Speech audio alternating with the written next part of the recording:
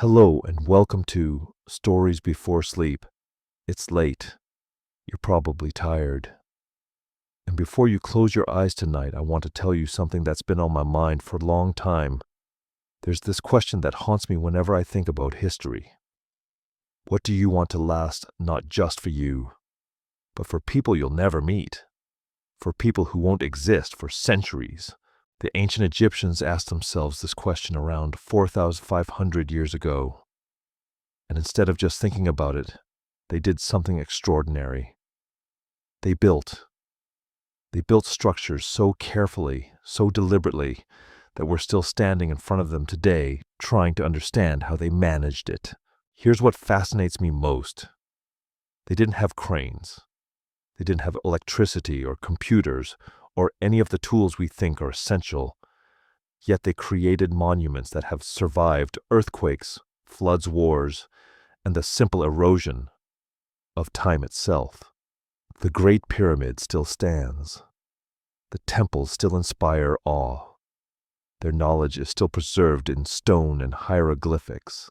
Tonight I want to walk you through their world, not as a list of facts, but as a story about how they thought differently than we do, how they planned differently, how they understood something about building for permanence that we've somehow forgotten. By the time we're done, you'll understand why their buildings lasted. But more importantly, you'll understand why that matters to you right now. So settle in. Get comfortable. This is a story about vision, patience, and what it means to build something that outlasts your own life. Imagine standing on the banks of the Nile River around 3100 BCE. You're a farmer and you've just finished harvesting your crops. The land around you looks parched and exhausted. The sun has beaten down on Egypt for months, turning the soil into something hard and unforgiving. You might wonder if next year will bring anything at all. You might worry that your children won't have enough to eat. Then something remarkable happens. The river begins to rise. This wasn't random. This wasn't luck. The Nile flooded every single year, and it flooded with such predictability that you could set your calendar by it. The ancient Egyptians didn't need watches or almanacs. They watched the river, and the river told them everything. When the water came, it brought rich black soil from the highlands of Ethiopia. It spread across the floodplain, depositing nutrients that made the land fertile again. The Egyptians called this dark soil Kemet, which literally means the black land. Everything outside this narrow strip of life they called Deshret, the red land, the desert, the wasteland, the place where nothing could survive. This geography created something unique in human history. Most ancient civilizations developed in river valleys, sure, but the Nile was different. It didn't just provide water, it provided predictability. It provided renewal. Every year, without fail, the cycle repeated. Flood deposit recede. Flood deposit recede. For thousands of years, this rhythm never changed. Think about what that does to a person's mind. Think about what it does to a culture. When you live with absolute certainty that the river will flood, that the soil will be replenished, that life will continue, you start thinking differently about time itself. You stop seeing the future as something uncertain and threatening. You start seeing it as something cyclical, something that returns, something you can depend on. The Egyptians developed a philosophy based on this observation. They called it Mayat, which translates roughly as order balance or cosmic harmony. Mayat wasn't just a religious concept. It was practical. It was the understanding that the universe operated according to patterns. And if you aligned yourself with those patterns, you could achieve stability and prosperity. If you fought against them, you'd face chaos and destruction. This idea transformed how they approached building. A modern architect might design a structure to last 50 years, maybe 100 if they're thinking ambitiously. An Egyptian architect thought in terms of eternity, not metaphorically, literally. They believed that if they built correctly, if they chose the right materials and used the right techniques, their structures could last forever. The river showed them that permanence was possible. The river did it every year.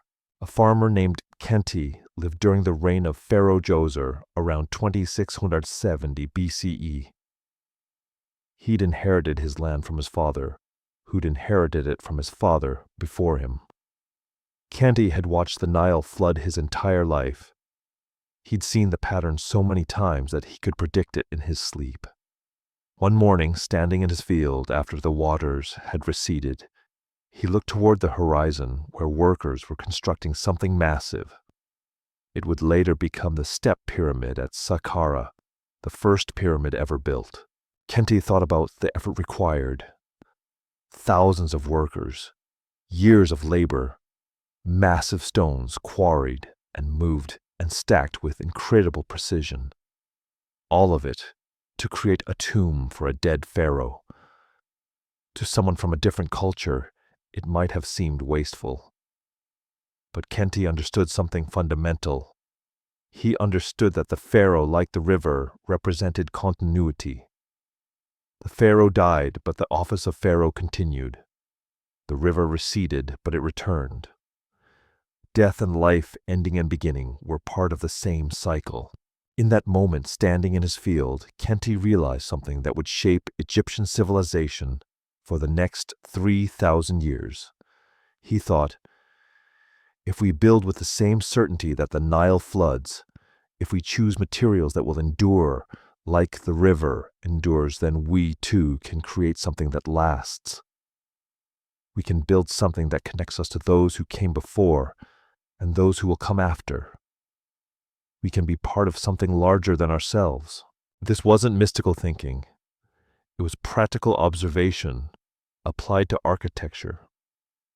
The Egyptians noticed that certain stones lasted longer than others. They noticed that structures built in certain ways resisted damage better than others. They noticed that the dry climate of their desert preserved things. They didn't have scientific instruments to measure these things, but they had something equally valuable. They had time. They had centuries of observation.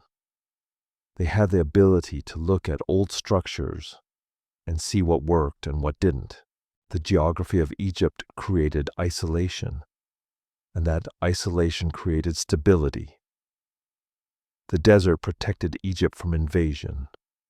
The Nile provided everything needed for survival. There were no competing civilizations constantly threatening their way of life. This allowed them to think long-term in a way that other cultures couldn't afford to. They could invest resources in projects that would take decades to complete because they didn't have to worry about those resources being destroyed tomorrow. Modern societies face a different challenge. We live in a world of constant change and disruption. We think in quarterly earnings and election cycles. We rarely commit to projects that won't show results in our lifetime. But the Egyptians understood something we've largely forgotten. They understood that the greatest achievements require thinking beyond yourself. They understood that building for permanence requires patience, vision, and faith that your work matters, even if you won't see it completed. The river taught them this. Every year the Nile demonstrated that cycles continue, that what seems to end actually returns, that if you work with natural patterns instead of against them, you can achieve remarkable things. This lesson, learned from geography and reinforced by observation, became the foundation for everything they built. Around 2670 BCE, something shifted in human consciousness.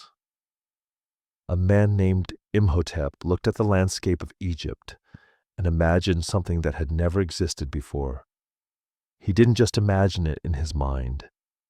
He committed to building it, knowing he would never see it finished. Imhotep served Pharaoh Djoser as chief architect and vizier. He held tremendous power and influence, but his real legacy came from a single decision. Instead of building a traditional mastaba, a flat-roof tomb made of mud brick, he proposed something radical. He proposed stacking mastabas on top of each other, creating a structure that rose towards the sky in distinct steps.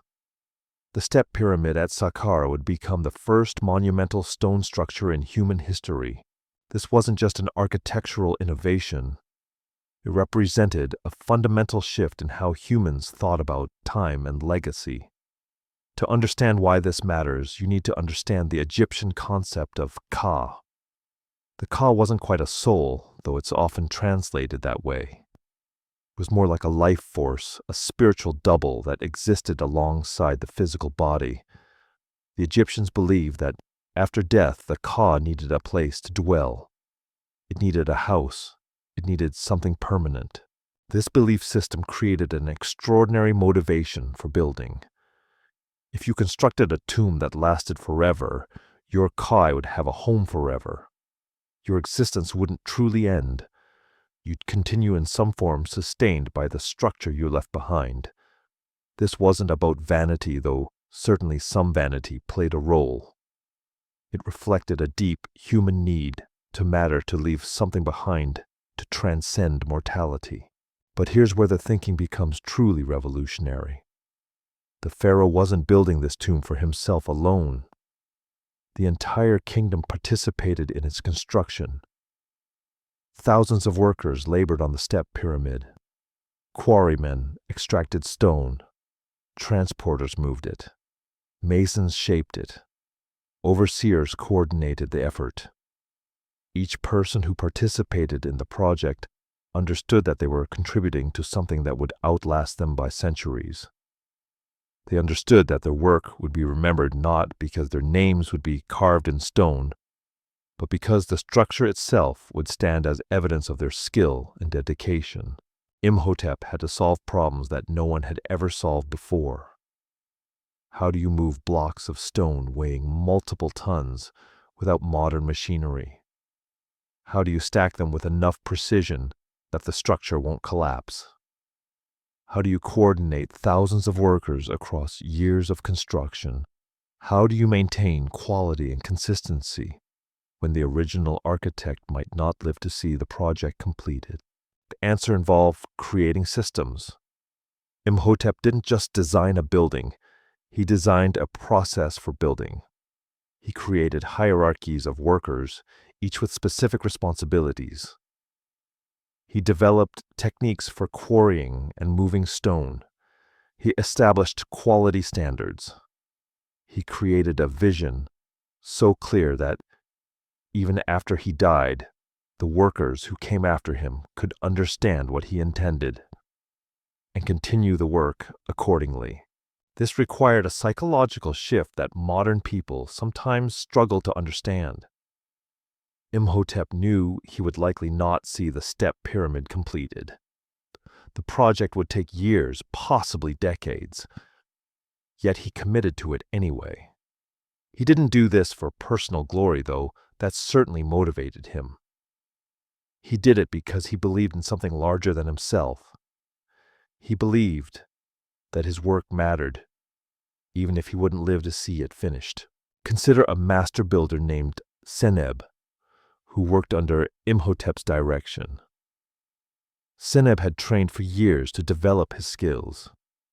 He could look at a block of stone and understand how to shape it. He could judge angles and proportions by eye. He could direct other workers with authority because he had mastered his craft. One evening, after a long day of work, Seneb stood looking at the structure rising from the desert floor. He thought, I will not see this finished. My children might not see it finished. But my children's children will walk past this structure and know that I helped build it. They will know that I was part of something that mattered. That's enough. That's more than enough.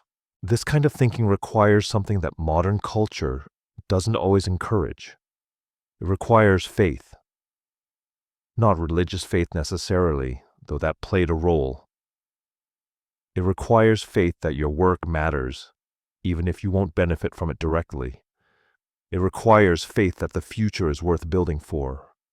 It requires faith that the people who come after you will value what you've created. The step pyramid took approximately 20 years to complete. During that time, Imhotep would have trained successors. He would have documented his methods. He would have created systems robust enough to survive his departure. When he died, the project continued because the vision he'd established transcended any single person. The structure itself became the keeper of his intentions. This approach to building represented a profound change in human psychology. For most of human history, people built for immediate needs. They built shelters for protection. They built structures that would serve their lifetime. The Egyptians began building for eternity. They began asking not, will this serve my needs?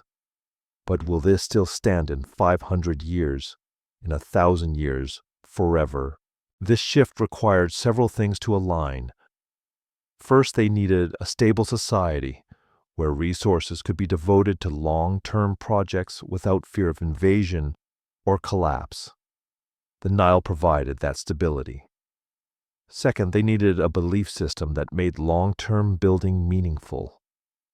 The concept of Kai and the afterlife provided that meaning. Third, they needed the technical knowledge to actually accomplish these feats. Imhotep and his predecessors had developed that knowledge through observation and experimentation, but perhaps most importantly, they needed a culture that valued legacy over immediate gratification. They needed people willing to dedicate their lives to projects they wouldn't see completed. They needed workers who understood that their contribution mattered, even if their names were forgotten. They needed a society that could coordinate massive efforts across generations. The step pyramid stands today as evidence that this worked. It's the oldest stone structure in the world. It survived earthquakes, invasions, and 4,500 years of weathering. It stands because Imhotep thought beyond his lifetime. It stands because thousands of workers believed their contribution mattered. It stands because a culture developed systems and values that allowed long-term thinking to flourish. When you look at the step pyramid, you're not just looking at a building. You're looking at a decision to invest in the future. You're looking at proof that humans can accomplish extraordinary things when they think beyond themselves. You're looking at the moment when architecture became not just functional, but aspirational. Not just about shelter, but about meaning. About 100 years after the step pyramid, Pharaoh Khufu decided to build something that would make Imhotep's achievement look modest. Around 2589 BCE, construction began on what would become the Great Pyramid of Giza. For nearly 4,000 years, it remained the tallest structure on Earth. It still stands today, and when you approach it, the first thing that hits you isn't its height. It's the sheer precision of it. The numbers alone are staggering. The Great Pyramid contains approximately 2.3 million limestone blocks. Each block weighs between 2 and 15 tons, with some weighing significantly more. The construction took roughly 20 years and employed thousands of workers. But here's what makes it truly remarkable. The base of the pyramid covers 13 acres. The four sides align almost perfectly with the cardinal directions north, southeast, and west. The deviation is less than 1 degree. The blocks fit together so tightly that you cannot slide a piece of paper between many of them. How did they achieve this without laser levels, without computers, without any of the precision instruments we consider essential? The answer reveals something profound about Egyptian mathematical knowledge and their approach to problem solving. The Egyptians understood geometry in a way that went beyond what we might expect from an ancient civilization. They didn't have algebra or calculus, but they had something equally valuable: They had practical geometry. They understood angles, proportions, and relationships between measurements. They used tools like the set square and the plumb bob. They used water levels to ensure surfaces remained horizontal. They used knotted ropes to measure distances and create right angles. The Great Pyramid itself demonstrates sophisticated mathematical knowledge. The height of the pyramid, when multiplied by 1,000,000, approximates the distance from Earth to the Sun. The perimeter of the base divided by twice the height gives a value very close to pi. Whether these relationships were intentional or coincidental remains debated among scholars, but they reveal that the builders understood proportions and mathematical relationships at a deep level. The precision required to achieve these alignments and proportions without modern instruments demands a different kind of thinking than we typically employ. The Egyptians didn't rely on single measurements. They used redundancy. They measured multiple times. They cross-checked their work. They built in margins for error and adjusted as they went. This approach repeated across thousands of blocks, and years of construction resulted in a structure of extraordinary accuracy. But precision in individual blocks means nothing if you can't move them. This brings us to one of the great mysteries of Egyptian engineering.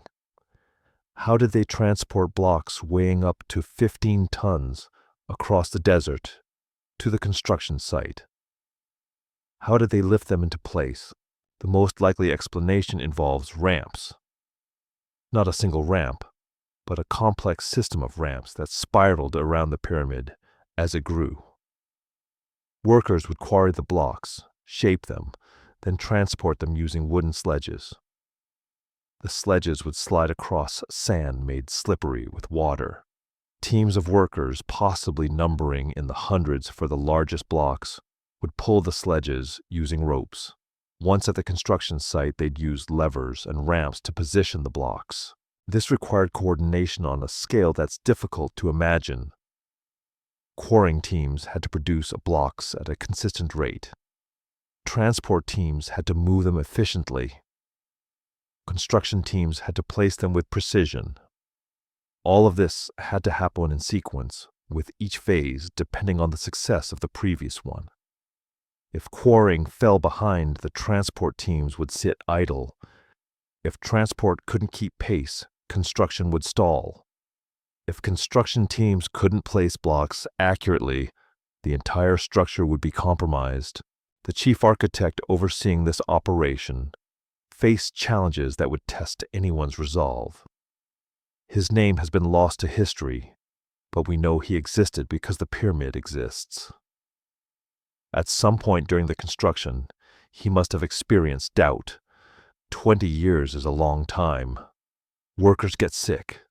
Accidents happen. Equipment breaks. The Nile might flood unpredictably, disrupting supply lines. Political circumstances might change. The pharaoh might die, potentially disrupting the project's funding and support.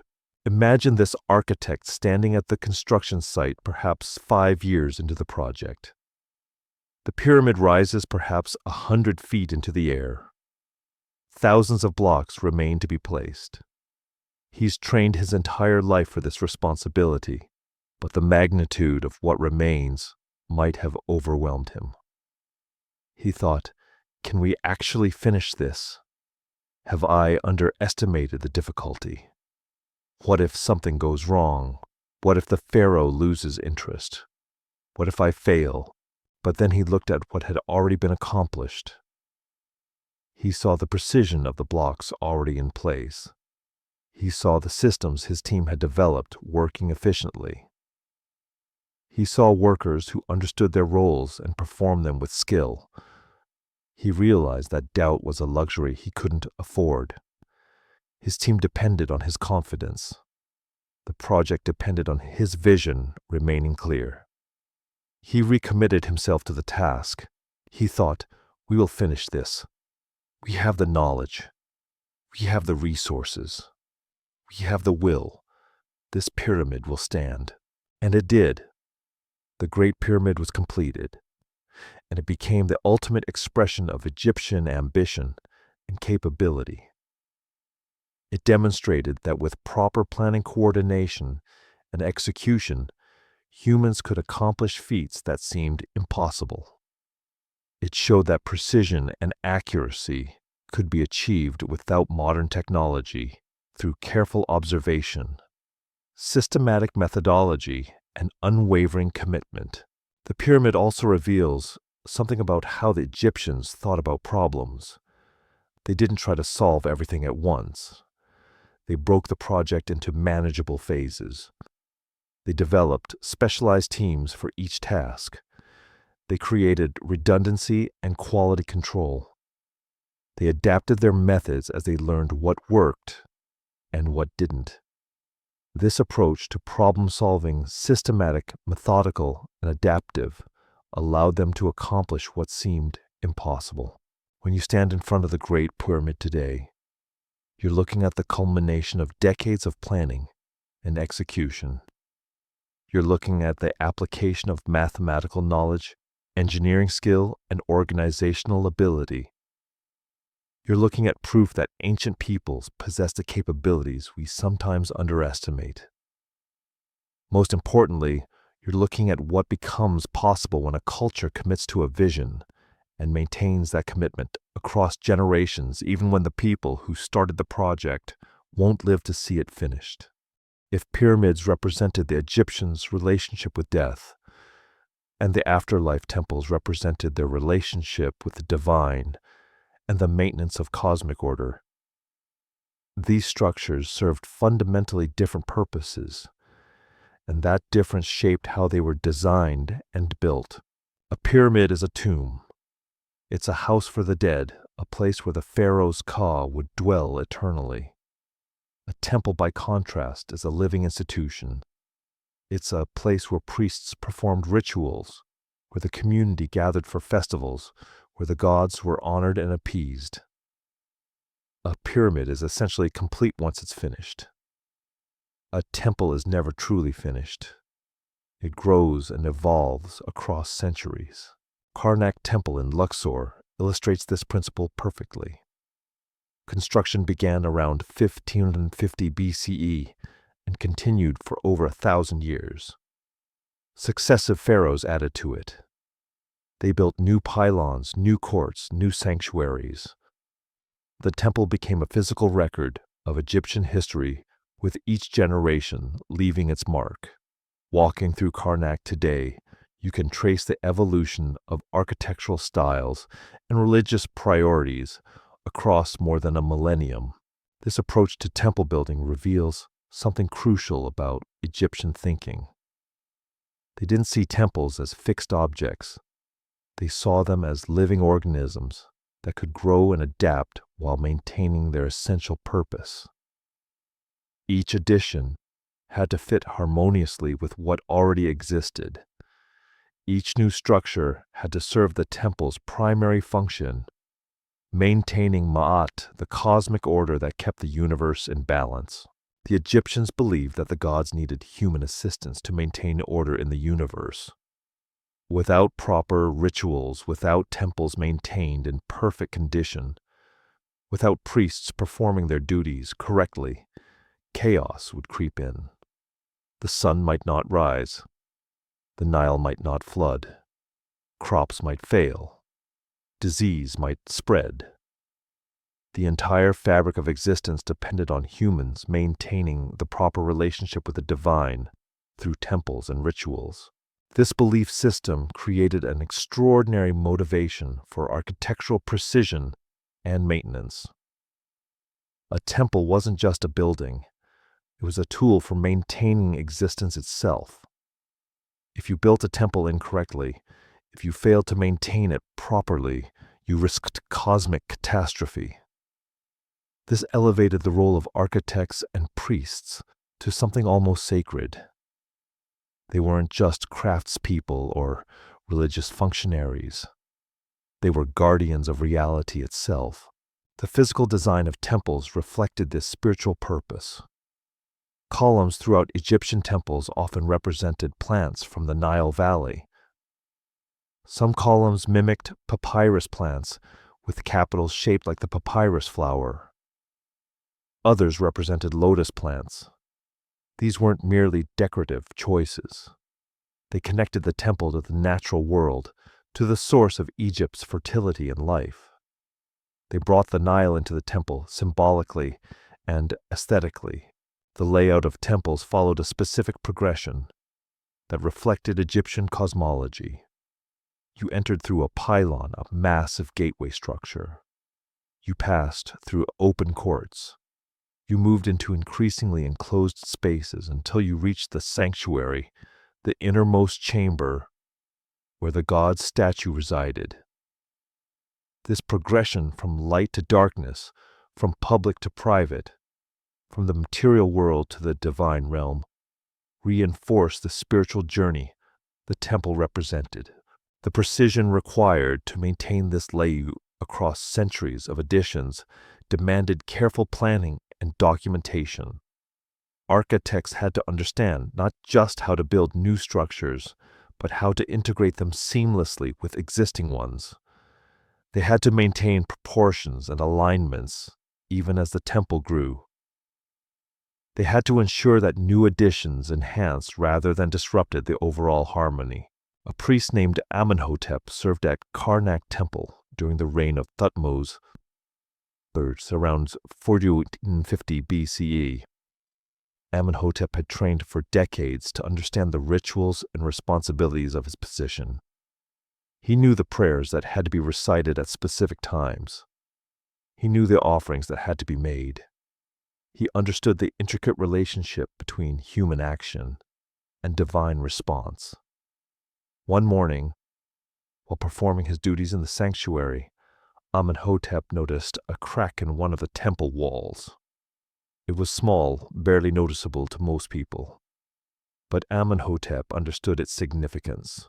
He thought, "This crack is not just damage to stone. It's a break in the order that holds the universe together. If I ignore it, if I allow it to spread, I'm allowing chaos to enter. My responsibility is not just to perform rituals. My responsibility is to maintain the physical integrity of this temple, because the temple's integrity maintains the world's integrity." Amenhotep reported the crack to the temple's chief architect. Repairs were made immediately. The wall was reinforced. The damage was addressed before it could spread. This might seem like simple maintenance, but it reflected a profound understanding of the connection between physical structure and spiritual function. The Egyptians didn't separate these concerns. A well-maintained temple was a spiritually powerful temple. A temple falling into disrepair was a temple losing its ability to maintain Ma'at. This integration of spiritual purpose and structural durability drove architectural innovation in ways that purely functional considerations might not have. The Egyptians developed sophisticated techniques for ensuring that temples would last. They used specific types of stone known for durability. They developed drainage systems to prevent water damage. They created structural supports that distributed weight efficiently. They understood load-bearing principles and applied them consistently. But these innovations weren't driven purely by engineering logic. They were driven by the belief that temples had to last forever because they had to maintain cosmic order forever. This spiritual imperative created the motivation for technical excellence. Priests didn't just want temples to look impressive. They needed temples to endure because the universe's survival depended on it. The role of priests extended beyond ritual performance into architectural maintenance and oversight. Priests understood the temple's spiritual significance and could communicate that significance to workers and architects. They could explain why certain standards had to be maintained. They could ensure that repairs and additions honored the temple's original purpose and design. This created a continuity of purpose that spanned centuries. Over time, this approach produced temples of extraordinary beauty and durability. Karnak Temple, despite its age and the ravages of time, still stands. Its columns still inspire awe. Its proportions still feel harmonious. Its design still communicates the spiritual values it was created to express. This longevity isn't accidental. It's the result of centuries of people understanding that their responsibility extended beyond their own lifetime. The temples reveal something important about how belief shapes architecture. When people believe that a structure serves a purpose larger than themselves, when they believe that maintaining it matters for reasons beyond immediate utility, they build differently. They build with more care. They build with more precision. They build with the expectation that their work will be maintained and honored by future generations. This principle applies far beyond ancient Egypt. Any structure built with the understanding that it will outlast its builders, that it will serve purposes beyond what we can currently imagine, tends to be built with greater care and durability. The Egyptians understood this intuitively. They built temples not just for their own generation, but for all generations to come. And in doing so, they created structures that have indeed lasted millennia. For centuries, people imagined the pyramids built by slaves. They pictured whip-wielding overseers, driving masses of enslaved people to labor under brutal conditions. This image, reinforced by Hollywood films and popular imagination, has become so embedded in our culture that many people assume it's historical fact. But archaeology tells a very different story. The evidence for this alternative narrative comes from multiple sources. Excavations near the pyramids have uncovered worker villages. These weren't slave quarters. They were organized communities with housing bakeries, breweries, and medical facilities. Skeletal remains show signs of medical care. Broken bones were set and healed. Infections were treated. People received health care that suggests they were valued members of society, not disposable labor. Further evidence comes from administrative records. The Egyptians kept detailed documentation of their projects. These records mention workers by name. They track rations of food and beer provided to workers. They record work schedules and rotation systems. They document injuries and medical treatment. This level of record-keeping and care suggests an organized workforce of skilled professionals, not enslaved masses, who actually built the pyramids. The answer is more complex and more interesting than the slavery narrative. The workforce consisted of several categories of people. At the top were skilled architects and engineers who designed the structures and oversaw construction. Below them were master craftsmen, stonemasons, carpenters, and other specialists who had trained for years to develop their skills. Below them were semi-skilled workers who performed specific tasks under supervision. And at the bottom were general laborers who moved materials and performed basic construction work. The skilled workers formed a professional class. They took pride in their work.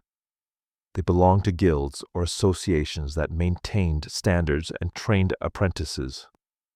A stonemason didn't just hack at stone randomly. He understood how stone broke. He knew which tools to use for different types of stone. He could judge angles and proportions. He could work with precision.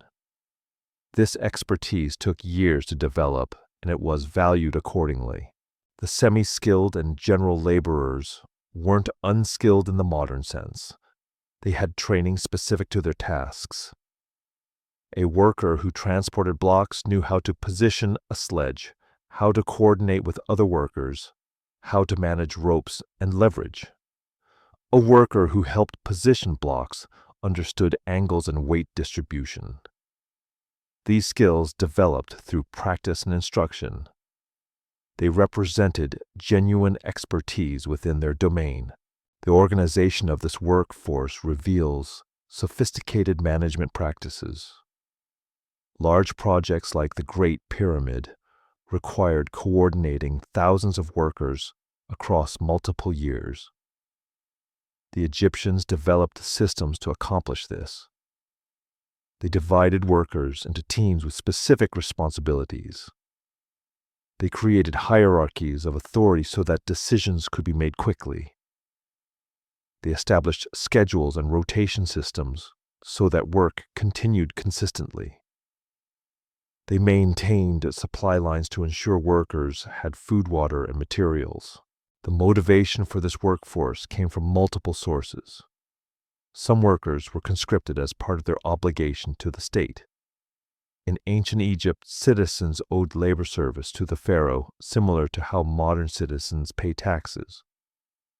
But conscription wasn't slavery. It was temporary. Workers served for a period and then returned to their regular lives. Some workers were hired specifically for their skills, receiving payment in the form of food, beer, and other goods. Some workers were part of permanent state institutions like the priesthood or the military, and pyramid work was part of their regular duties. The Egyptians motivated workers through multiple mechanisms. They provided adequate food and drink. Workers on pyramid projects received rations of bread and beer that were substantial and reliable. This mattered enormously in a society where food security wasn't guaranteed. They provided medical care. Injured workers received treatment. This signaled that workers were valued. They created opportunities for advancement. Skilled workers could rise through the ranks and gain status and authority. They appealed to religious and patriotic sentiment. Workers understood that they were building monuments to the gods and the pharaoh. They were participating in something sacred and important. Perhaps most importantly, the Egyptians created a culture where craftsmanship mattered. A skilled stonemason named Katie worked on the Great Pyramid during the reign of Khufu. Katie had trained since childhood under his father, learning to shape stone with precision. He could look at a block and understand how to extract it from the quarry with minimal waste. He could judge the quality of stone by sight and touch. He could shape blocks so precisely that they fit together without mortar. One evening after a long day of work, Katie examined a block he'd shaped. He ran his hands over the surface, feeling for imperfections. The block fit perfectly with its neighbors. The angles were exact. The surface was smooth and true. Katie thought, this block would be part of the pyramid for thousands of years. Long after I'm dead, long after everyone who knows my name is dead, this block will still be here. It will still be part of something magnificent. My skill, my care, my attention to precision, all of it will endure. That's what it means to be a craftsman. That's what it means to contribute to something larger than yourself. This sense of pride and purpose motivated workers in ways that fear and coercion couldn't. A worker who understands that his contribution matters, that his skill is valued, that his work will endure, works differently than a worker who's simply trying to survive. He takes care. He maintains standards. He trains the next generation. He contributes to a culture of excellence. The social structure that made these projects possible reflected Egyptian values and priorities. The pharaoh sat at the top, representing divine authority and cosmic order. Below him were nobles and priests who administered the state and performed religious functions. Below them were skilled professionals, architects, engineers, craftsmen, scribes, and administrators. Below them were farmers, laborers, and other workers. This hierarchy wasn't rigidly fixed. Talented individuals could rise through the ranks. A skilled craftsman could gain status and authority. An intelligent scribe could become an administrator. This social structure allowed for the coordination of massive projects. The pharaoh could command resources and labor. Administrators could organize and direct workers. Skilled professionals could apply their expertise. Workers could contribute their labor and skill. Each level depended on the levels above and below it. The system worked because people understood their roles and the roles of others. What this reveals about Egyptian values is profound. The Egyptians valued skill and craftsmanship. They valued organization and planning. They valued the ability to accomplish difficult things through coordinated effort. They valued the contribution of workers at all levels. They understood that great monuments required not just vision and authority, but the dedicated work of thousands of skilled and semi-skilled people. The worker villages excavated near the pyramids tell us something else. The Egyptians created communities to support their workers. These communities had social structures. They had entertainment and recreation. They had religious spaces. They had systems for resolving disputes and maintaining order. The Egyptians understood that workers needed more than just food and shelter. They needed community. They needed meaning. They needed to feel part of something larger than themselves. This approach to labor and community stands in stark contrast to the slavery narrative that has dominated popular imagination. The Egyptians didn't build their monuments through brutal exploitation. They built them through organization skill and the willing participation of workers who understood the significance of their contribution. This doesn't mean the work wasn't difficult or dangerous. It was. Workers were injured. Some died. But they died as participants in a meaningful enterprise, not as disposable slaves. Understanding this changes how we think about Egyptian achievement. The pyramids and temples weren't built despite the limitations of ancient technology. They were built because the Egyptians developed sophisticated systems of organization, training, and motivation. They understood how to coordinate large groups of people. They understood how to maintain quality standards. They understood how to create meaning and purpose around work. These capabilities, more than any individual technological innovation, explain how they accomplished what they did. If you want something to last forever, you have to start with the right material. The Egyptians understood this principle intuitively, long before modern material science could explain it. They didn't have laboratories or testing equipment, but they had something equally valuable. They had centuries of observation. They could look at old structures and see which materials had endured and which had deteriorated. The Great Pyramid contains approximately 2.3 million limestone blocks. Limestone was chosen because it's relatively easy to quarry and shape, yet durable enough to last millennia. The casing stones that originally covered the pyramid were made of fine white limestone from Tura, a quarry on the east bank of the Nile. These stones were selected for their uniformity and quality. They could be shaped with precision and would weather, slowly maintaining the pyramid's appearance across centuries. But limestone alone wasn't sufficient for all purposes. The Egyptians also used granite, a much harder stone that required different quarrying techniques. Granite was used for the burial chamber inside the Great Pyramid and for other structures requiring exceptional strength. Granite resists weathering better than the limestone. It's harder to work with, but the effort pays dividends in longevity. The Egyptians understood this trade-off and made deliberate choices about where to use each material. Sandstone, softer than granite but more durable than limestone, appeared in temples and other structures. Each stone type had properties that made it suitable for specific applications. The Egyptians didn't have a formal understanding of mineral composition or crystalline structure, but they understood through observation that different stones behave differently. They knew which stones could support heavy loads. They knew which stones resisted water damage. They knew which stones would maintain their appearance across centuries. The quarrying process itself reveals the sophistication of Egyptian engineering. Limestone quarries were typically located near construction sites, reducing transport distances.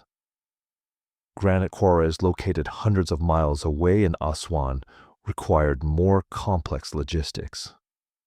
Quarrymen would identify suitable stone by examining the rock face. They'd look for areas without cracks or flaws that might compromise the stone's integrity. They'd plan their extraction to minimize waste. The actual extraction process involved several steps.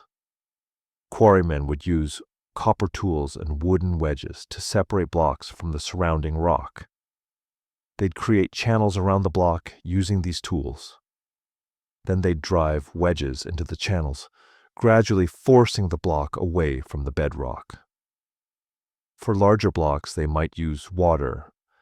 They'd pour water into the channels, and as the wood expanded, it would force the block free. This process required patience and skill. A mistake could shatter the block or create cracks that would compromise its usefulness. Once extracted blocks had to be shaped. Stonemasons would refine the rough block into the precise dimensions required. For the great pyramid blocks had to fit together so tightly that mortar was barely necessary. This required incredible precision. Masons would use plumb bobs and measuring rods to ensure accuracy. They'd shape blocks to within fractions of an inch of their intended dimensions. This level of precision achieved without modern tools demonstrates the skill these craftsmen possessed. The journey from quarry to construction site presented enormous logistical challenges. For limestone blocks from nearby quarries, transport was relatively straightforward. Blocks would be loaded onto wooden sledges and dragged to the construction site. But for granite blocks from Aswan, the journey was far more complex. Blocks had to be transported hundreds of miles down the Nile River. The Nile made this possible. During the flood season, the river rose significantly, creating deeper water and stronger currents. Egyptians would load granite blocks onto wooden barges and float them down the river. This required careful planning. The barges had to be sturdy enough to support the weight without sinking. The journey had to be timed to coincide with the flood season, when water levels are high enough for navigation. Workers had to manage the barges through the current, avoiding obstacles and ensuring the cargo remained secure. This transport system represented a remarkable achievement in logistics. Imagine moving a block weighing 15 tons, hundreds of miles by water, then unloading it and transporting it to the construction site. This required coordination between quarrymen, barge operators, transport workers, and construction teams. A delay at any point could disrupt the entire schedule. Yet the Egyptians managed this process repeatedly, moving thousands of blocks across vast distances. A quarrymaster named Senusret worked in the granite quarries of Aswan during the reign of Amenhotep III around 1390 BCE. Senusret had spent his entire life in the quarries. He understood granite the way a sailor understands the sea. He could look at the rock face and see where the best stone lay. He could judge the quality of a block by examining its surface. He could predict how stone would behave when extracted and shaped. One morning, while examining a particularly large block, Senusret made a decision that would affect the structure it would eventually become. He thought, "This block is perfect. The grain is uniform. There are no hidden flaws. It will last for thousands of years. Long after I'm gone, long after everyone who knows my name is gone, this block will still be supporting weight, still maintaining its integrity, still serving the purpose it was designed for. I must extract it carefully.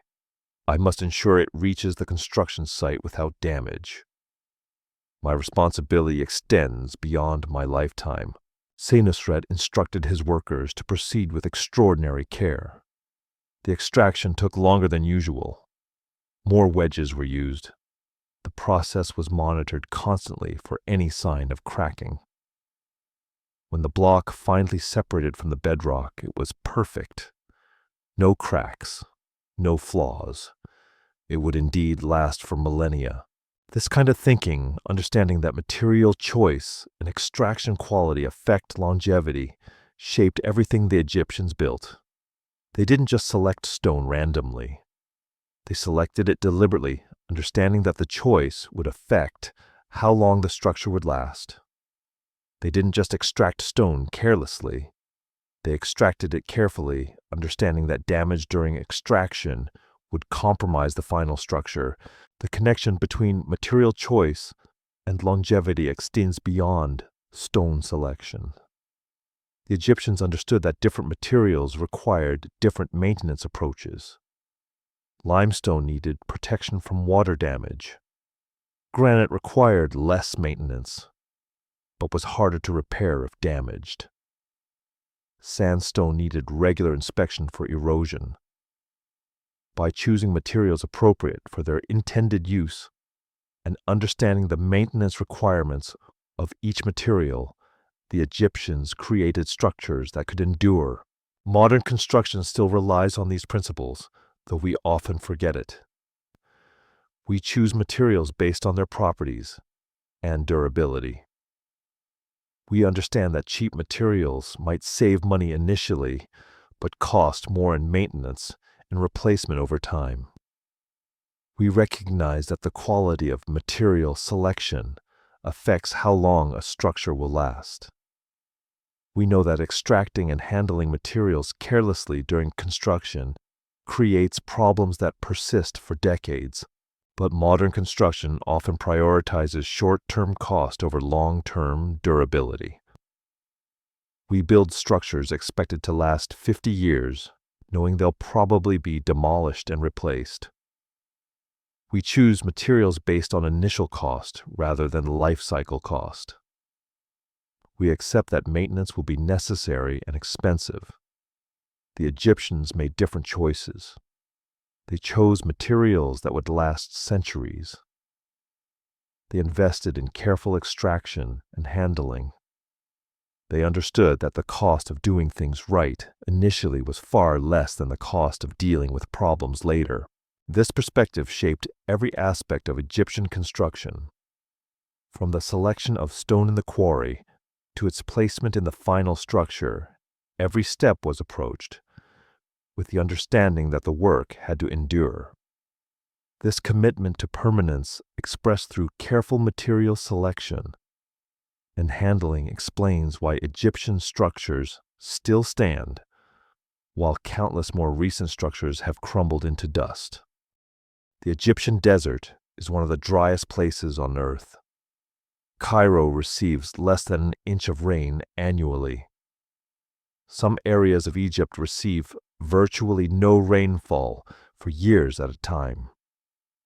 This extreme aridity has functioned as an accidental preservative, protecting Egyptian structures from the water damage that destroys most ancient buildings. But attributing the survival of Egyptian monuments solely to climate would miss something crucial. The Egyptians deliberately designed their structures to resist decay, and they understood water damage as the primary threat to longevity. Water is the enemy of permanence. It seeps into cracks and expands when frozen, breaking stone apart. It dissolves mortar and binding materials. It promotes the growth of organisms that weaken structures. It causes rust in metal components. It creates conditions for rot in organic materials. The Egyptians understood this intuitively. They lived in a desert where water was precious and scarce. They understood its power because they understood its absence. They knew that controlling water was essential to preserving structures.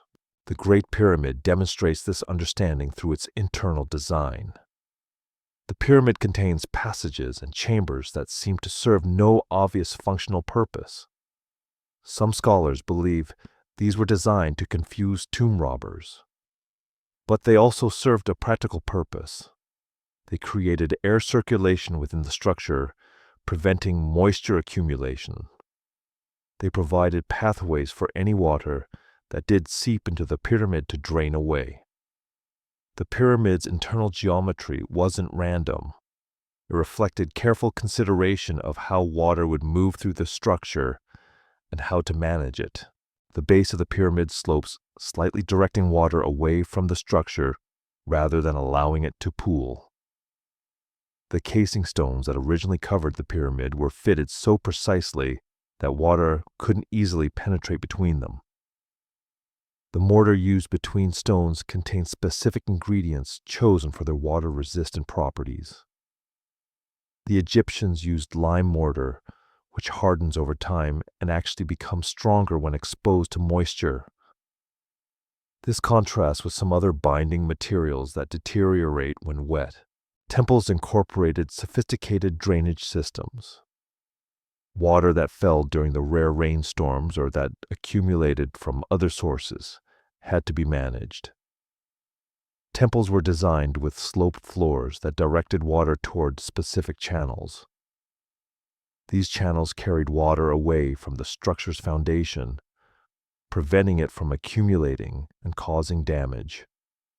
Gutters and downspouts, though not in the modern sense, guided water away from critical structural elements. These features weren't decorative.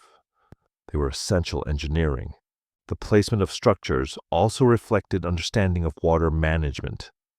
Temples and important buildings were often constructed on elevated ground. This prevented water from pooling around the foundation. It allowed water to drain naturally away from the structure. Quarries were located where stone could be extracted without creating water collection areas that might damage the remaining rock face. These decisions seem obvious in retrospect, but they required understanding the relationship between water gravity and structural integrity. The Egyptians also understood the importance of foundation design. Structures were built on bedrock or on compacted soil that wouldn't shift or settle unevenly. Uneven settling causes cracks and structural failure. By ensuring solid foundations, the Egyptians prevented the differential movement that damages buildings. They understood that a structure is only as strong as what supports it. They invested in proper foundation preparation, even though this work would be invisible once construction was complete. The choice of materials extended to mortar and binding agents. Different mortar compositions were used for different purposes. For areas exposed to moisture, specific recipes were used that provided better water resistance. For areas less exposed to moisture, different compositions might be used. The Egyptians developed these recipes through experimentation and observation. They didn't have chemical analysis, but they could observe which mortar lasted longest and which deteriorated quickly. They could adjust recipes based on these observations. An engineer named Amenemheb worked on the construction of the Temple of Amun at Karnak during the reign of Thutmose III. Amenemheb had studied under master builders and had spent decades learning his craft. He understood not just how to build structures, but how to build them so they would endure. One day, while inspecting the foundation of a new section of the temple, Amenemheb noticed a small area where water was seeping through the stone. He thought, "This is a small problem now. If I ignore it, if I assume it will resolve itself, it will become a catastrophe. Water will continue seeping. It will dissolve the mortar. It will cause stones to shift. Cracks will develop. The entire section could fail. But if I address this now, if I seal this area and improve the drainage, I can prevent decades of problems. Thinking ahead, preventing problems before they develop is what separates a builder who creates structures that last from one who creates structures that fail. Amenemheb immediately ordered repairs. The area was sealed. Drainage was improved. The problem was addressed before it could spread. This kind of thinking, anticipating problems and preventing them rather than waiting for them to develop, characterized Egyptian engineering at its best. The difference between building to last a generation and building to last millennia is profound. A structure built to last 50 years can be constructed with less attention to detail. Minor flaws might not manifest during its intended lifespan. Maintenance can be deferred, but a structure built to last thousands of years requires different thinking. Every detail matters. Minor flaws can compound over centuries. Maintenance must be planned from the beginning. The Egyptians understood this. They built with the expectation that their structures would be maintained by future generations.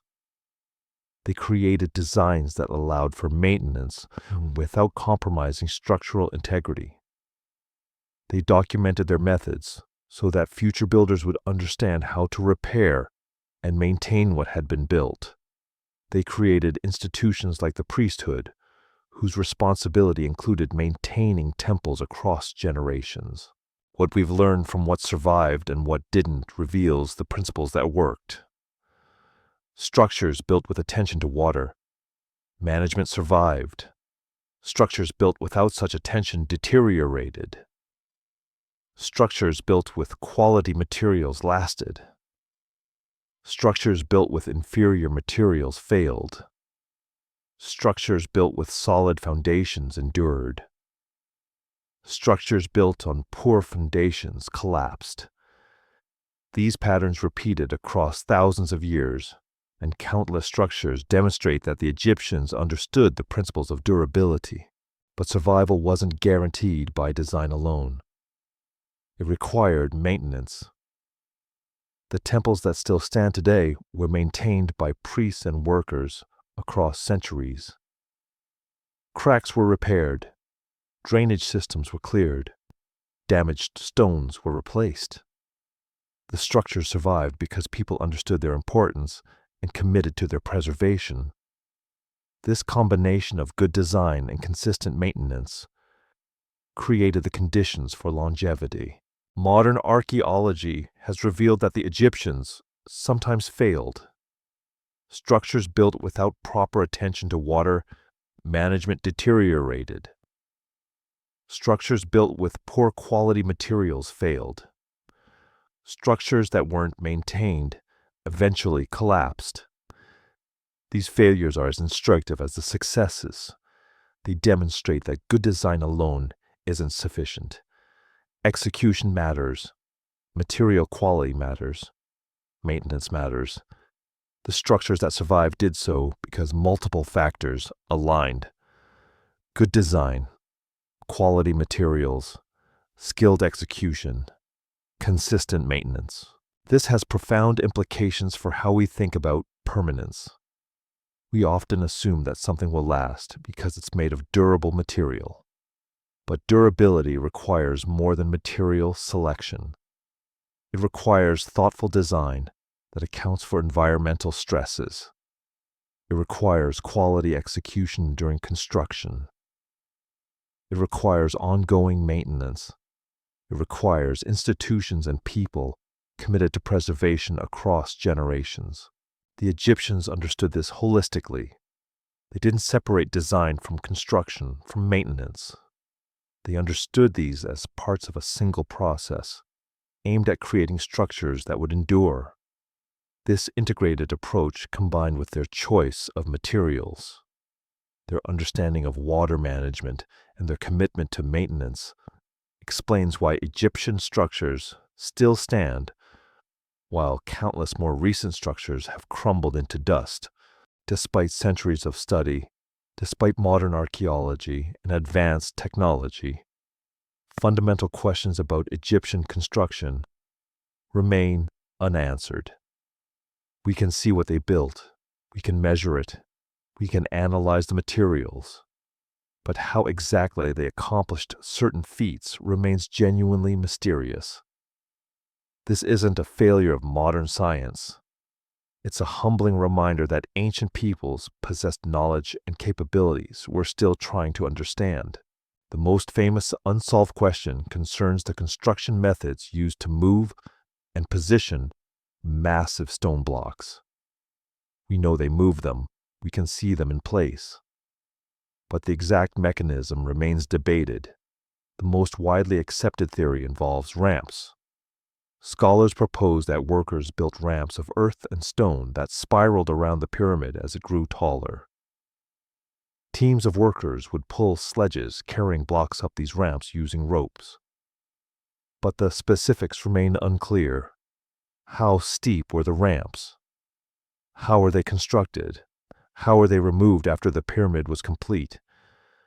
Different scholars propose different answers, and none can be definitively proven. Some researchers suggest a different mechanism entirely. They propose that the Egyptians used internal ramps within the pyramid itself, or that they used counterweights and pulley systems. Others suggest that blocks were moved using water to reduce friction, or that they were rolled on wooden logs. Each theory has merit. Each can explain how certain blocks might have been moved, but no single theory fully explains all the evidence. The Egyptians left no detailed records of their construction methods. They didn't document their techniques in ways that modern archaeologists can easily interpret. This absence of documentation might seem like a gap in the historical record, but it reflects something important about Egyptian culture. They documented religious beliefs, administrative records, and historical events. They recorded the names of pharaohs and the dates of important occurrences, but they didn't feel compelled to document their construction techniques in detail. Perhaps they assumed future generations would understand. Perhaps they considered such knowledge too obvious to require documentation. Perhaps the knowledge was transmitted orally from master to apprentice, never written down.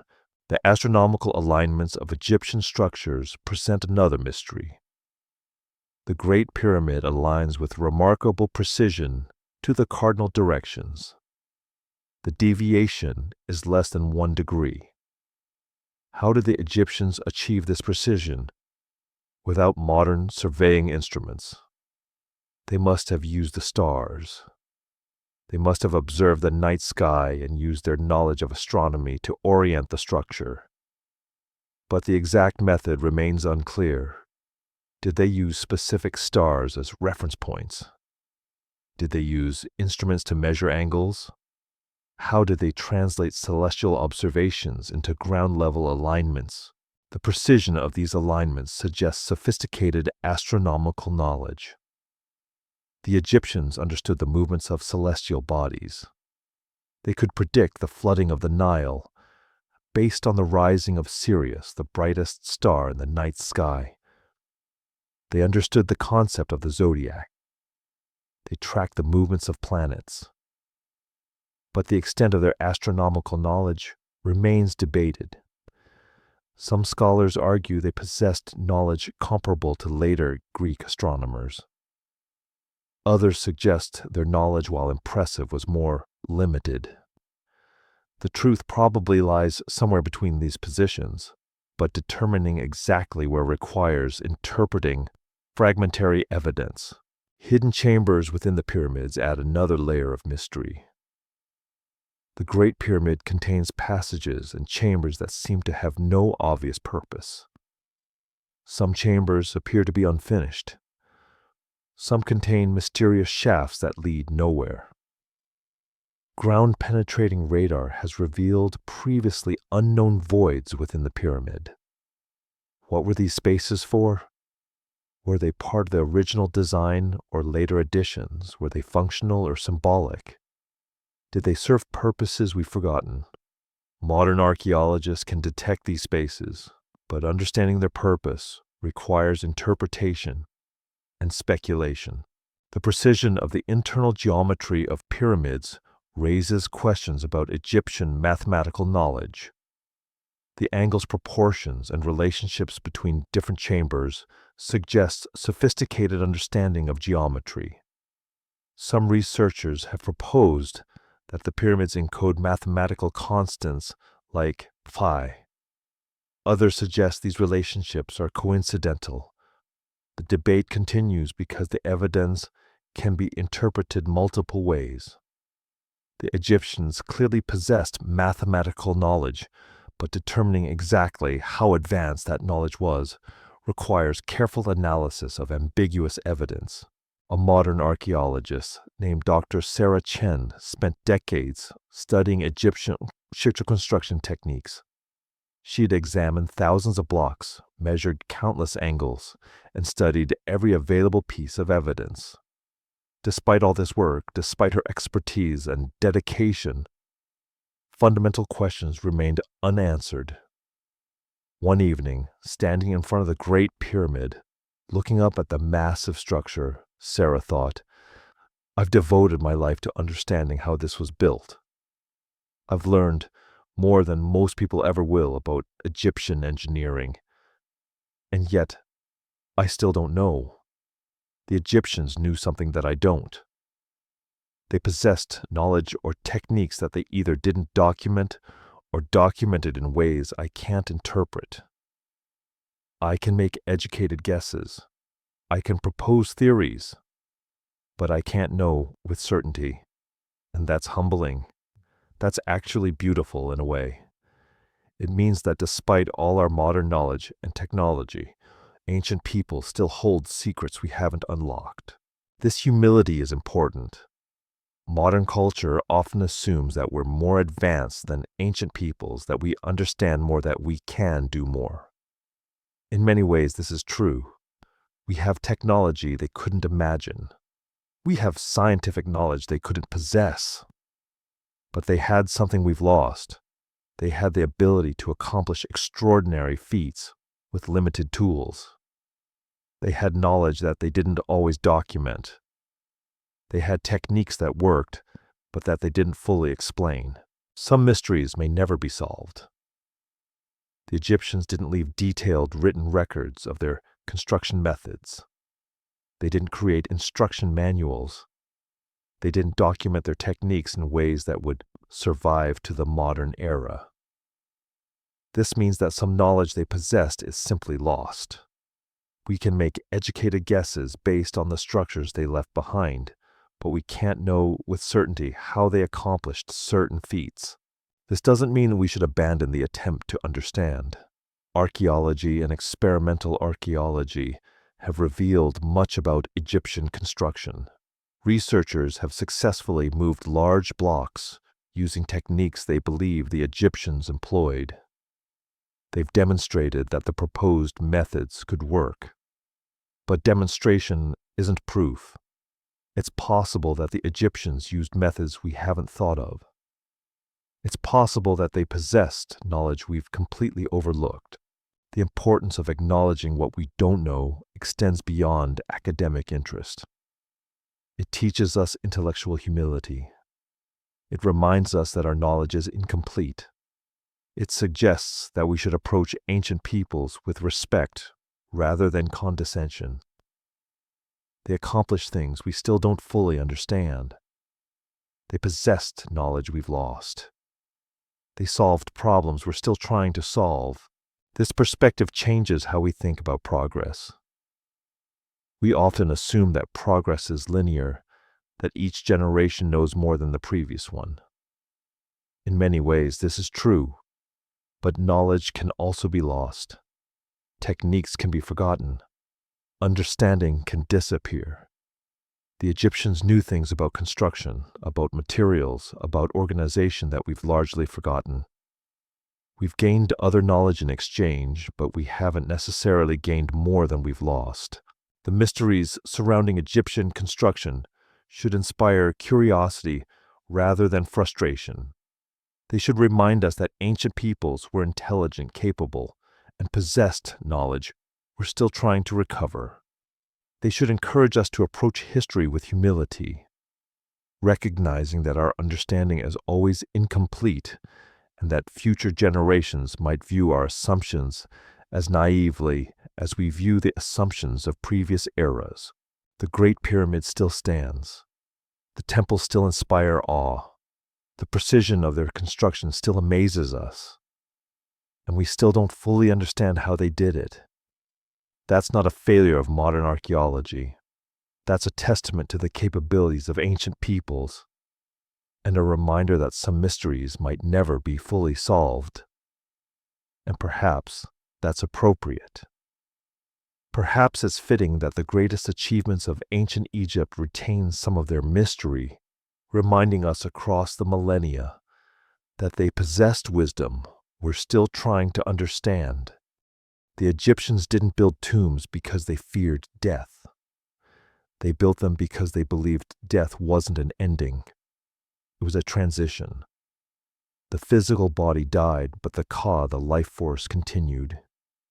The soul journeyed through the afterlife, facing trials and challenges. If the soul survived these trials, if it proved worthy, it would achieve eternal life in a realm called the Field of Reeds.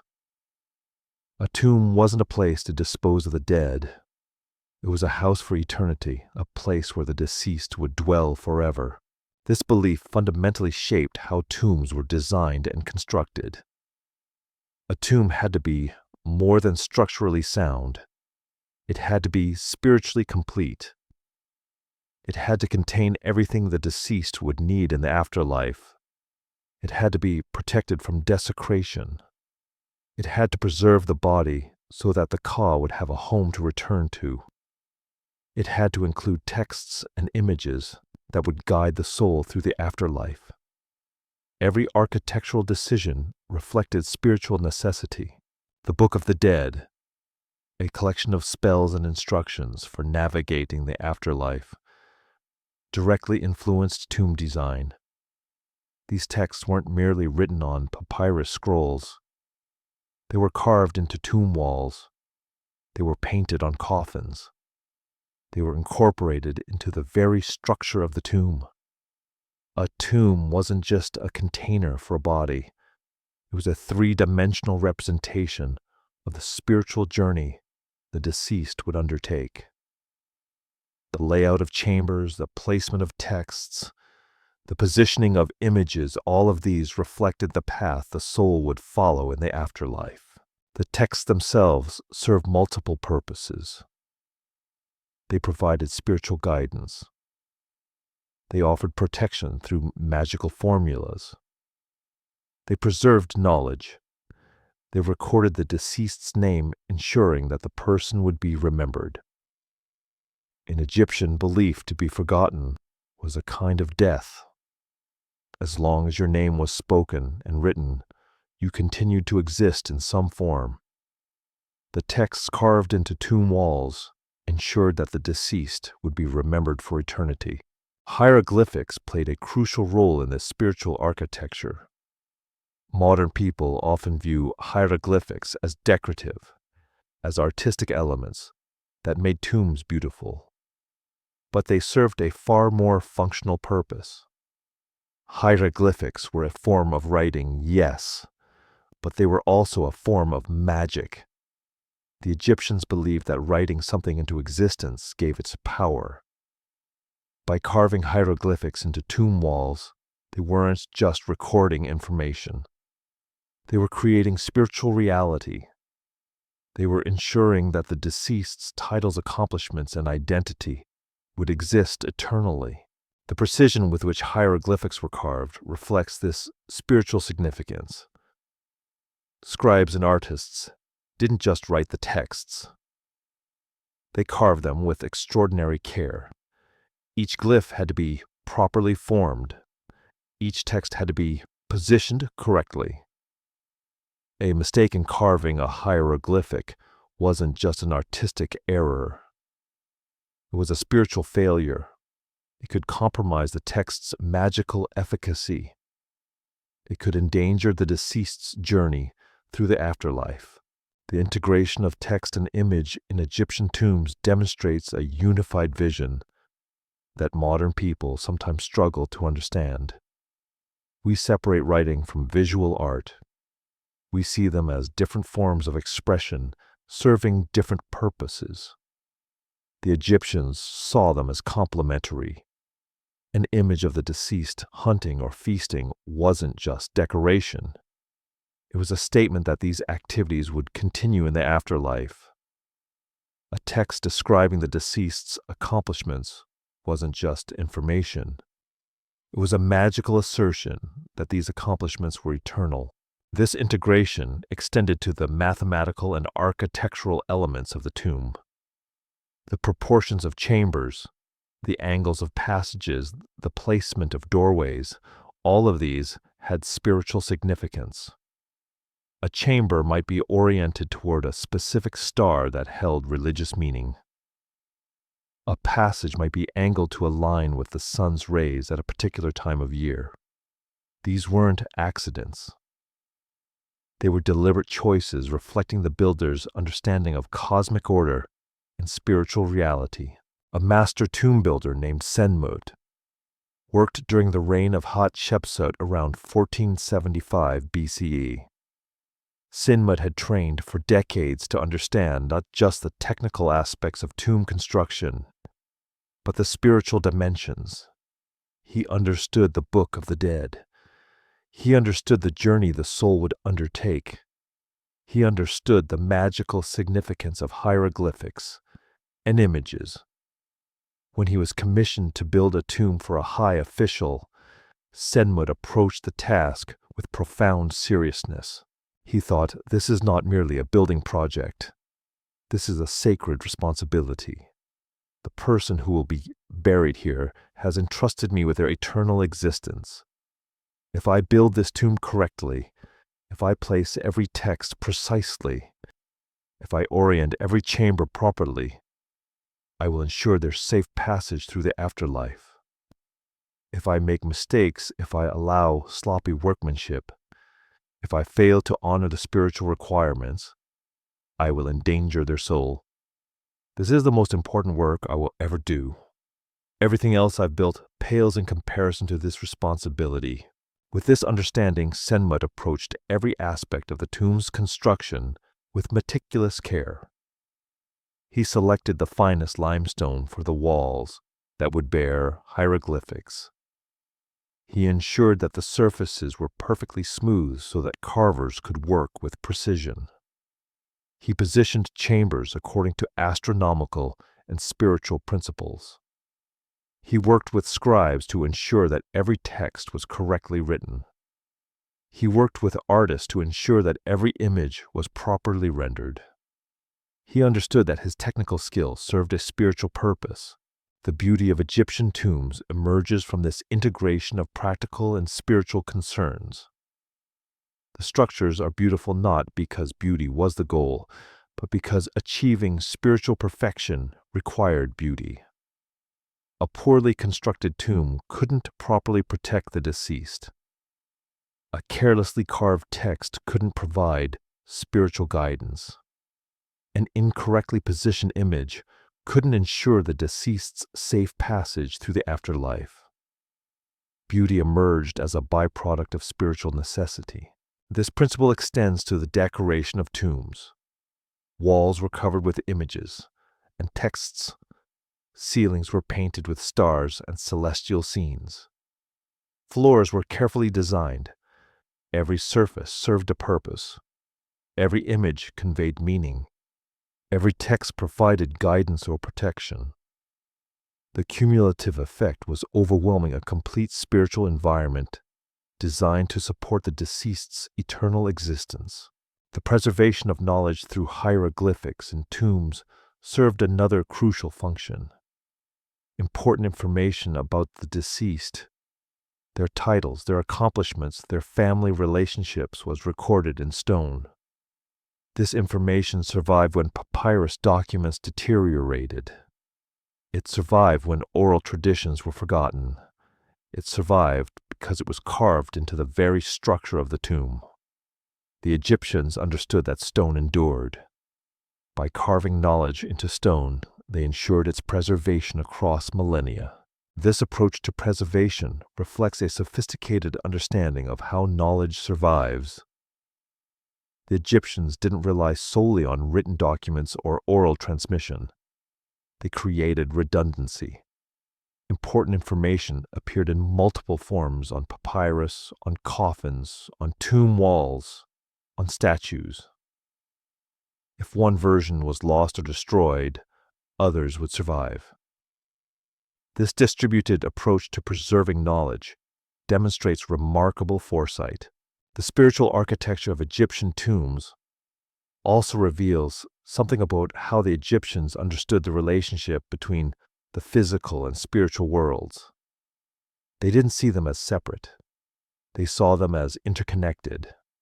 A well-constructed tomb served both physical and spiritual purposes.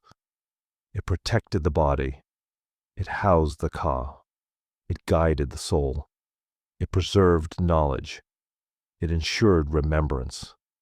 Every element served multiple purposes simultaneously. This unified vision, where spiritual purpose, architectural necessity, artistic expression, and mathematical precision all aligned, created structures of extraordinary power and beauty.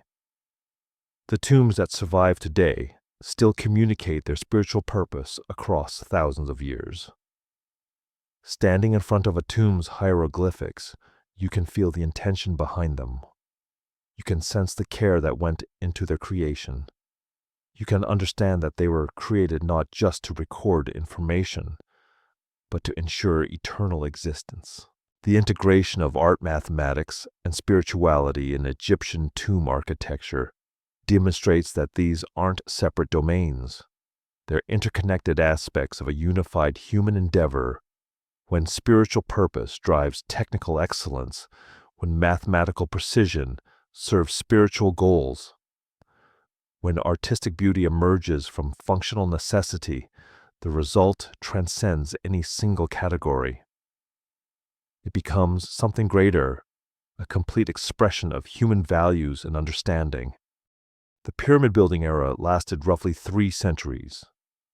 From the step pyramid of Djoser around 2170 BCE to the last significant pyramid construction around 2345 BCE, the Egyptians invested enormous resources in monumental tombs for their pharaohs. Then relatively suddenly, it stopped. The later pharaohs of the Old Kingdom built smaller pyramids. The Middle Kingdom pharaohs built different kinds of monuments. By the time of the New Kingdom, pyramid construction had essentially ceased. The civilization that had pioneered monumental stone architecture moved on to other priorities. Why did this happen? The answer reveals something important about sustainability and the limits of even great civilizations. The pyramid building era required specific conditions. It required a strong central government with the authority to command resources. It required a stable economy capable of supporting massive projects. It required a population large enough to provide the necessary labor. It required a belief system that made such projects meaningful. When these conditions changed, the era of pyramid building ended. Environmental factors played a significant role in this transition. The climate of Egypt gradually became drier over the centuries. The Nile's flooding patterns, while generally reliable, experienced variations. Periods of low flooding meant reduced agricultural productivity. Reduced productivity meant less surplus to support non-agricultural activities like monument building. A civilization dependent on agricultural surplus becomes vulnerable when agricultural production declines. The Egyptians experienced this vulnerability around 2080 BCE when a period of low Nile floods coincided with political fragmentation. This period, known as the First Intermediate Period, marked a dramatic shift in Egyptian civilization. The centralized authority of the Old Kingdom collapsed. Local governors gained power. The pharaoh's authority weakened. Resources that had been directed toward monumental projects were redirected toward local needs. The unified vision that had driven pyramid construction fragmented into competing regional interests. The civilization didn't disappear, but it transformed fundamentally. The shift in values and priorities reflected this transformation. The Old Kingdom had valued monumental architecture as an expression of pharaonic power and divine authority. The Middle Kingdom valued different things. They valued stability and good governance. They valued the welfare of the common people. They valued literature and philosophy. They valued smaller, more practical monuments. The shift wasn't a decline in capability. It was a shift in what the civilization considered important. This transition reveals something crucial about civilization and sustainability. A civilization can't maintain the same priorities indefinitely. Circumstances change. Resources become scarcer or more abundant. Values evolve.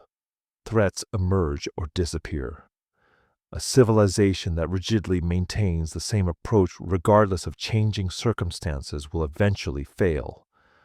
A civilization that adapts, that shifts priorities in response to new realities, can endure.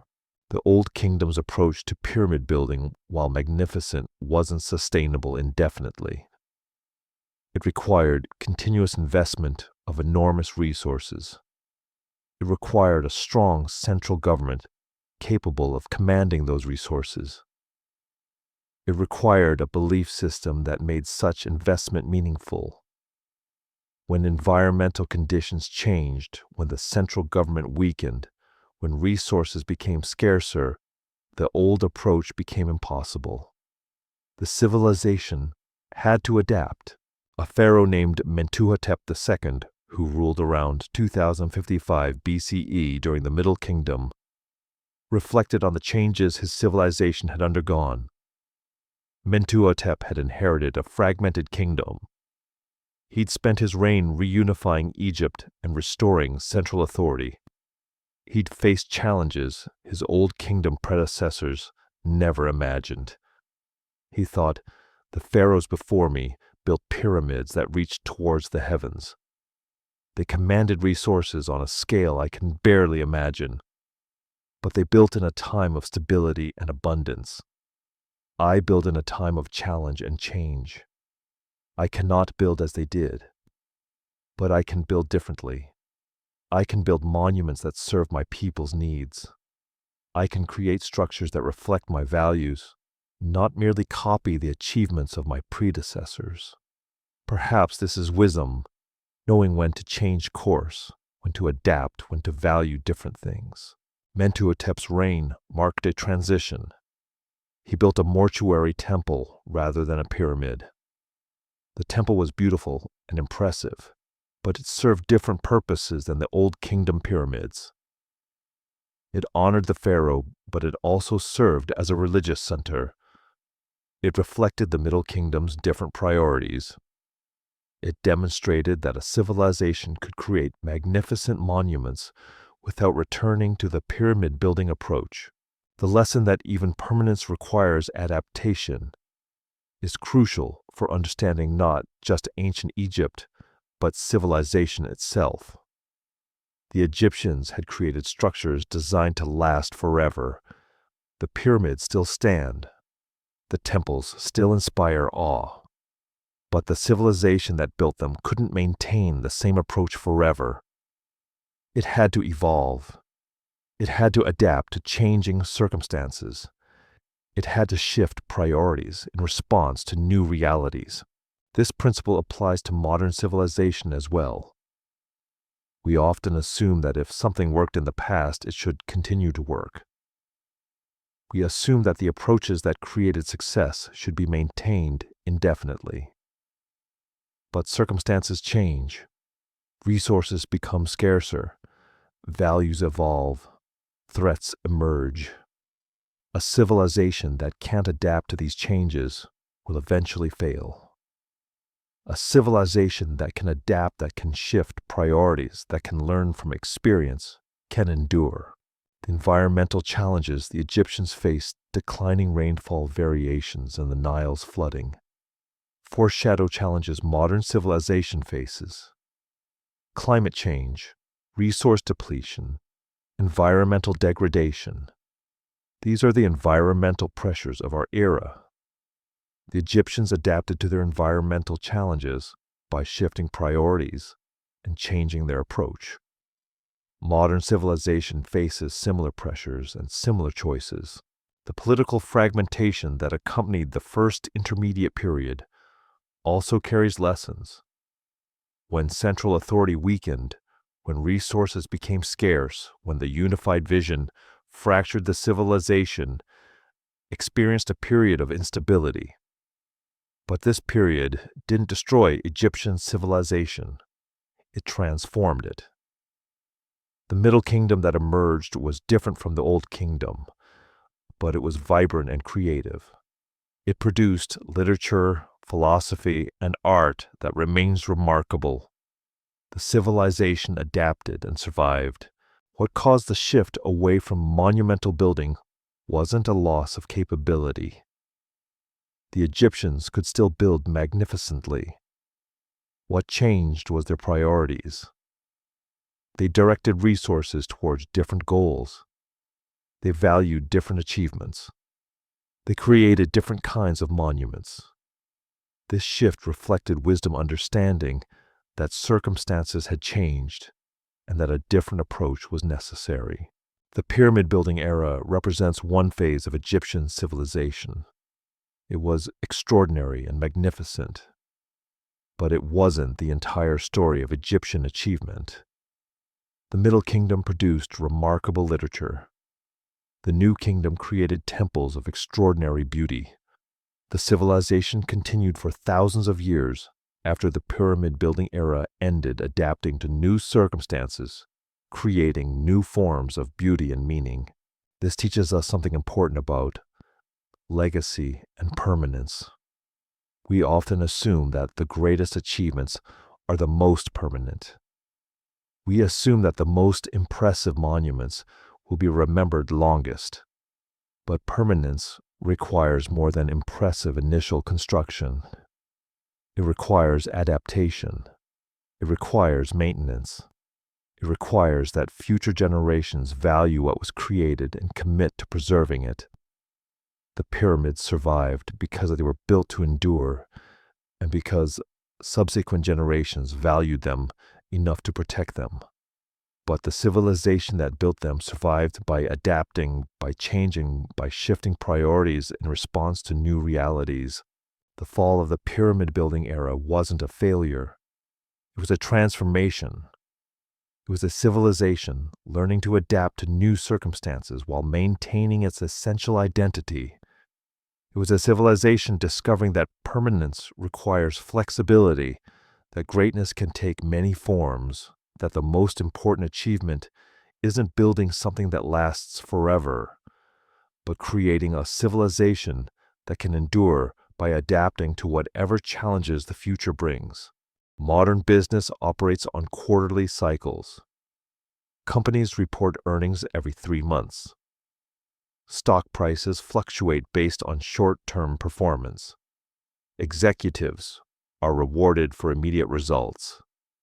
This creates a system where long-term thinking becomes difficult. A CEO might know that investing in research and development will benefit the company in 10 years, but if it reduces quarterly profits, shareholders will pressure them to cut the investment. The system incentivizes short-term thinking at the expense of long-term vision. The Egyptians operated differently. A pharaoh who commissioned a pyramid knew he wouldn't see it completed.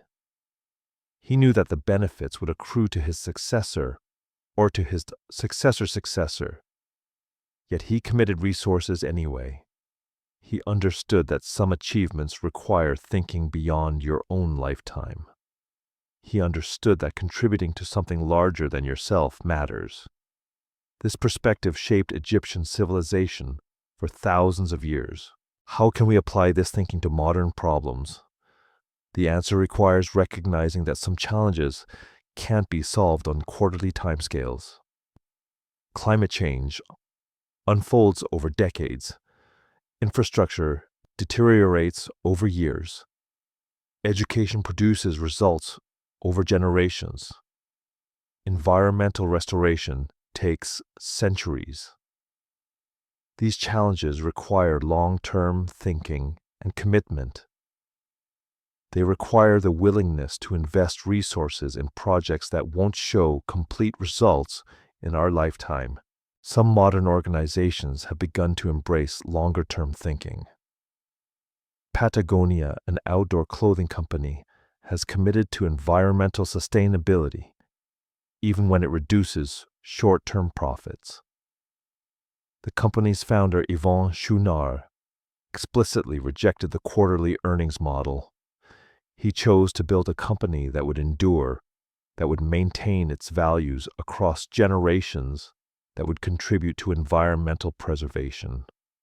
This approach mirrors Egyptian thinking. It prioritizes long-term sustainability over short-term gains.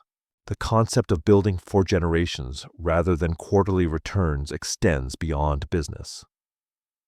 It applies to infrastructure, education, environmental policy, and countless other domains. When we design a bridge, we should design it to last a century, not 50 years. When we establish an educational system, we should design it to serve multiple generations, not just the current cohort of students. When we make environmental decisions, we should consider impacts on future generations, not just immediate economic returns. The Egyptians understood environmental awareness in ways we're only now rediscovering. They chose materials based on durability and longevity. They understood that short-term cost savings achieved through inferior materials created long-term problems. They invested in quality because quality endured. This principle applies directly to modern sustainability. Using cheap materials that deteriorate quickly creates waste. Using quality materials that last longer reduces waste and environmental impact over time. Consider the difference between a plastic product designed to last 5 years and a well-made product designed to last 50 years. The plastic product might cost less initially, but over 50 years you need to replace it 10 times.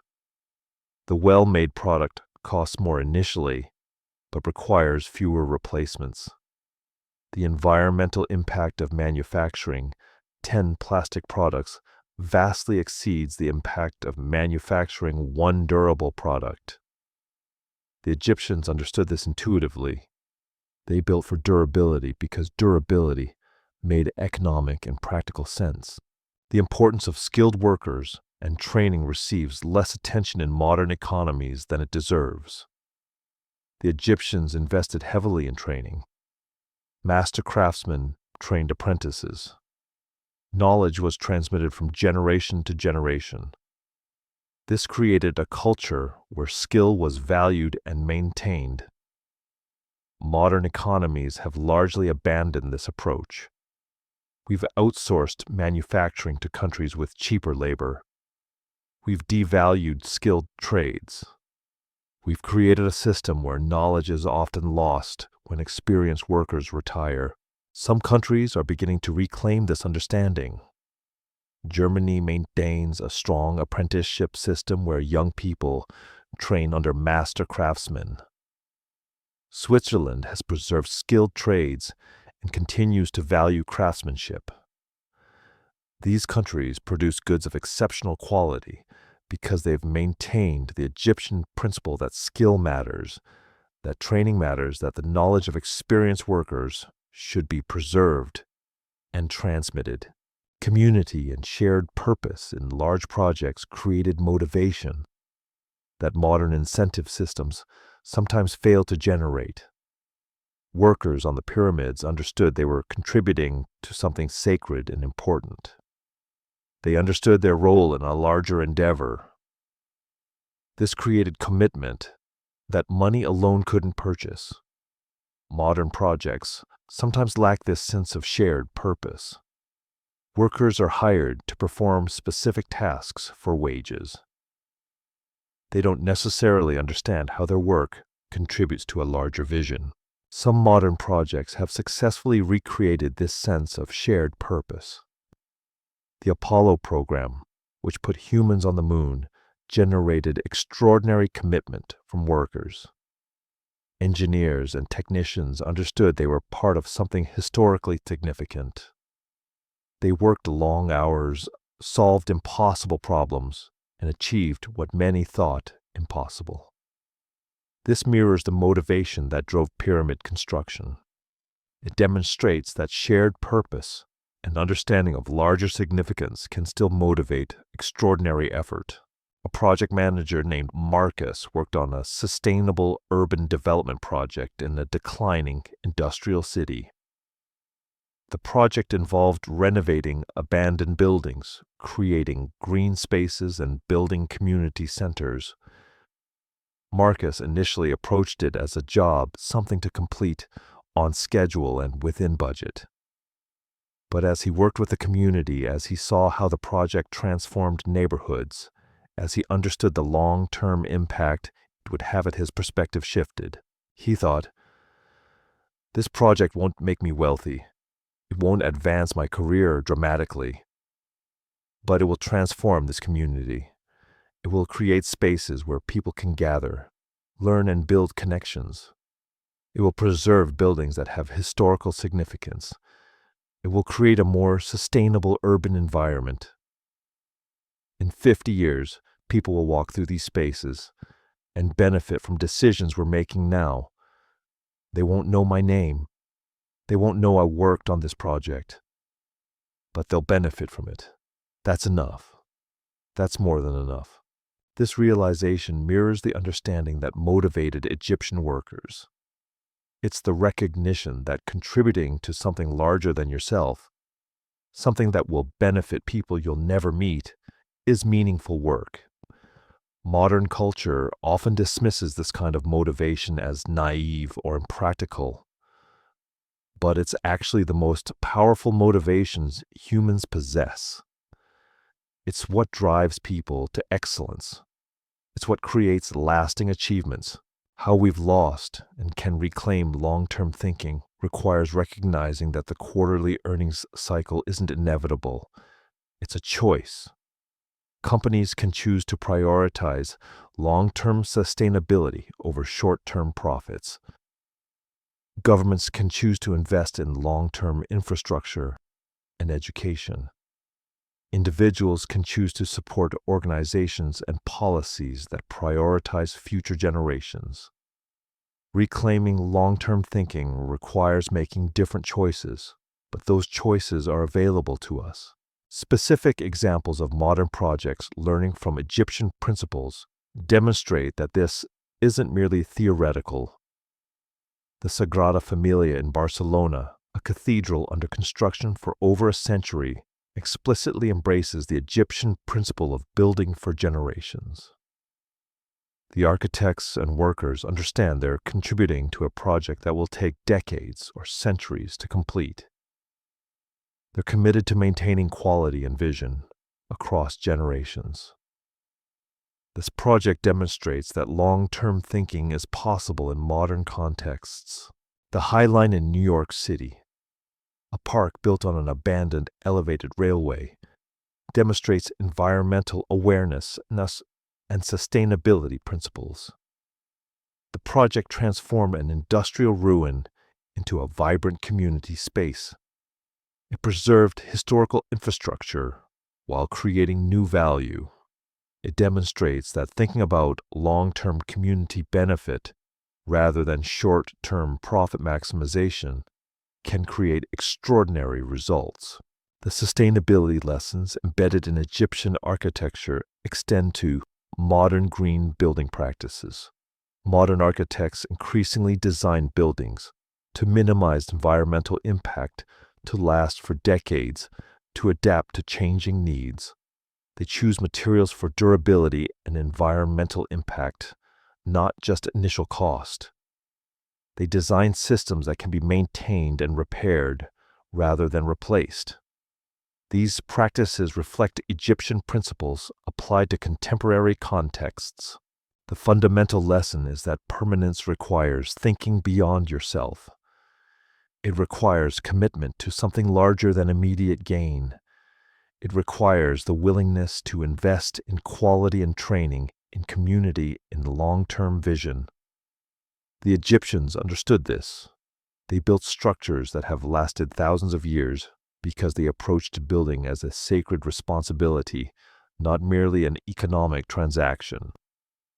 Modern civilization faces challenges that require the same kind of thinking. Climate change, environmental degradation, social fragmentation. These challenges can't be solved through short-term thinking. They require the kind of long-term commitment and vision that the Egyptians demonstrated. We have the knowledge and resources to apply these principles. What we need is the will to prioritize long-term sustainability over short-term gain. We're still fascinated by ancient Egypt because their monuments reveal something fundamental about human nature.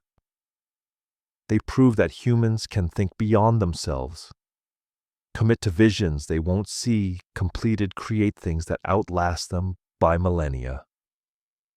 In our modern world of quarterly cycles and immediate returns, Egypt's example offers something rare proof that long-term thinking is possible. Their achievements weren't built through cruelty.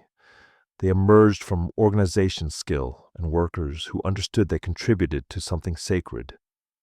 This reveals that ambition, directed toward creating beauty and building for future generations, creates lasting value.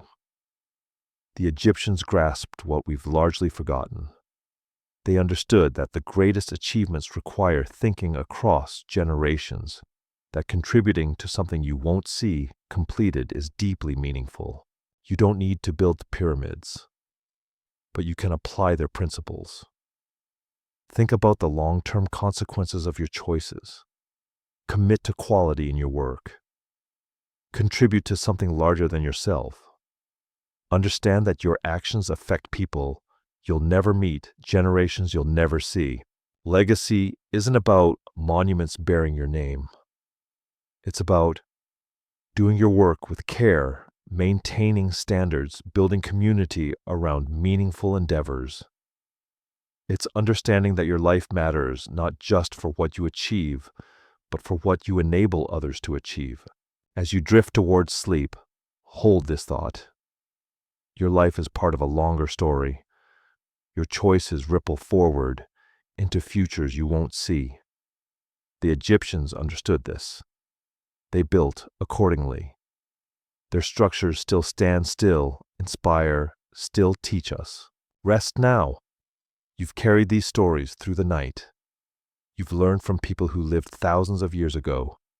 That's enough. Sleep well.